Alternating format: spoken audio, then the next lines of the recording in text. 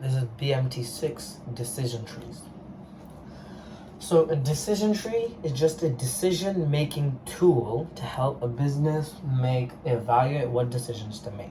It's in the name. Okay? So when it comes to a decision tree, there are many things to draw a decision tree. There are many things you need to know. First thing you need is a key. Now this key over here has 3 components, and this will be in every single decision tree. You need a decision node, which is a square.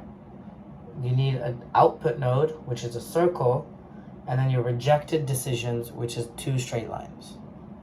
So now, if we come over here to the example of a decision tree, this is what one should normally look like. Let's redo it from scratch so we can fully explain how it works. So a decision node, okay, is just the symbol for a decision that needs to be made. So let's say you want to have a decision for which country to locate to.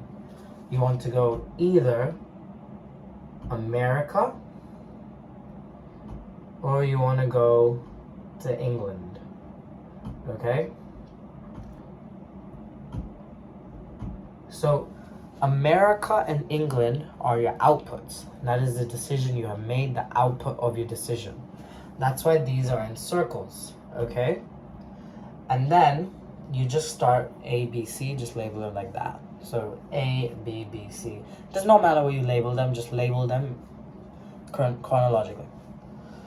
So now we have where to locate in A, in the box, the decision node.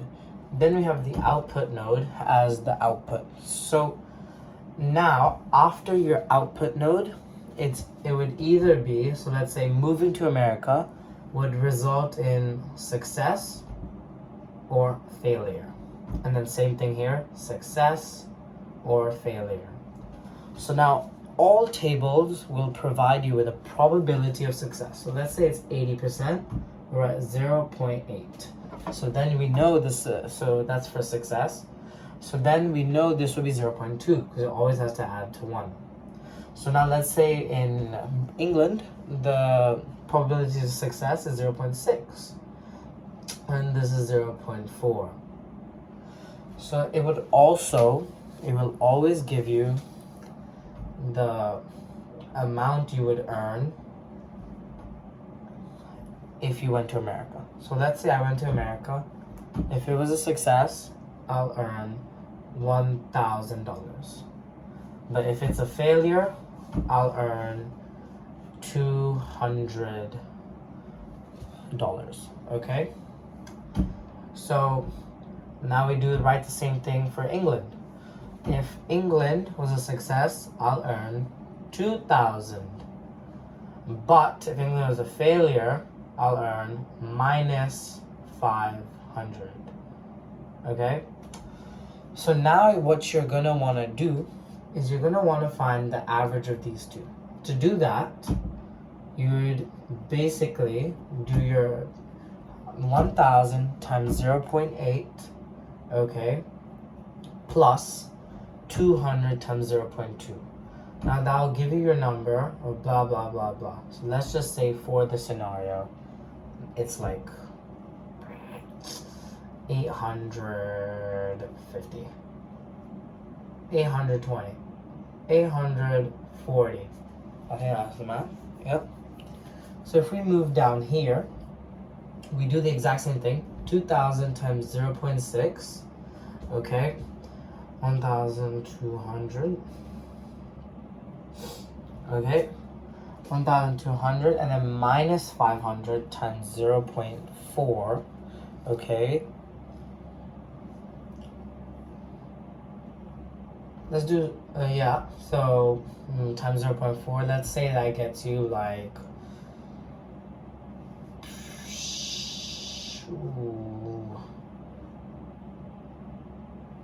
$830. So now we can see that overall going to America would be the better choice. To finish off our decision tree, we would reject the other offer. We'd reject the other offer by putting the rejection lines through it, And to make it clear to the examiner, always write option B is best decision and underline it. Now you should also have a section where you show your calculations. This can be very simple, minor thing, just to show them you've done some work. So now let's move on to the advantages and disadvantages of a decision tree. An advantage of decision tree, as you can see, it visually represents your problems. It visually represents what you should do. Secondly, it helps you speed up your decision making. Because if you look at this, very quickly you can interpret it and understand what decision you want to make. Third, it helps consider your risks of going. So you consider the risk of the minus 500 and all of that. Fourth, it allows scientific and objective choices to be made. The way this is made scientific is that it's very quantitative. So it's very objective and scientific. There's not that much room for bias. Okay? And fifth, very easy to interpret. Looking at this graph, even if I didn't know it, I could understand which is the better option. Now we move on to the disadvantages. Probabilities are only estimates. So like we had 0.8, 0.2, 0.6, 0.4. It is never going to be 100%. These are only estimates. So this makes it a very predictive tool, which means it could be inaccurate. Secondly, it's a little subjective, okay? It's because once again, the probabilities are not guaranteed and sometimes you can be favored in one over the other. Third, it does not reduce your risk of a decision. Although it helps you evaluate a decision, it does not reduce the risk. Fourth, any delays in the market or in your decision can easily invalidate your data. So any new outcome can change 0.8 all the way to 0.3. So, number 5, qualitative factors are ignored. As you can see, this graph is quantitative only and there's no qualitative factors being accepted here. And that's it.